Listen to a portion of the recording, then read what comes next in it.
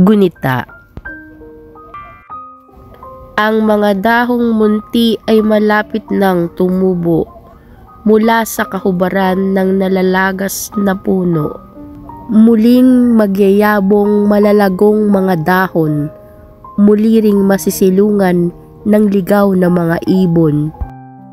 Mula sa mga alon magmumula ang kapayapaan, kakalma ang puso sa bagyo ng nakaraan, hahampasin ng mga alon palayo sa pangpang, at hindi maghahalo ang tubig alat sa tabang.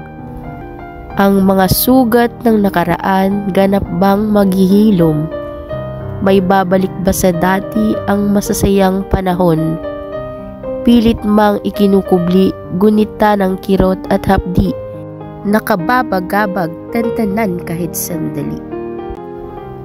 Nasubukan mo bang takasan ang mga anino ng gabi na kahit anong pikit mo ay hindi ka mapakali ng hinayang sa panahon at di mabilang na pagkakataon?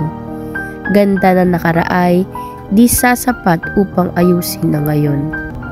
Paano ba magagawang hindi ka na maiisip kung pagising ko ang gunita mo sa akin ay bumabalik?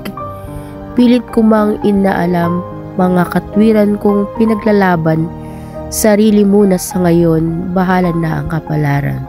Di ko akalain na darating ako sa punto na ganito, ang mahalin ang sarili at tuluyang bumitaw sa'yo.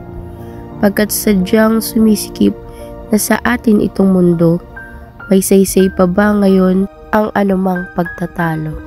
Paano pang maitatama ang nagawang pagkakamali? Pagpapatawad kasi ay hindi naman ganun kadali. Kahapon natin binuwal na rin ng malaking mga daluyong. Masasabi mo pa bang matibay pa itong ating pundasyon? Magtitiwala pa ba ako pagdating ng panahon? Umainam ng bumitaw at huwag na akong lumingon.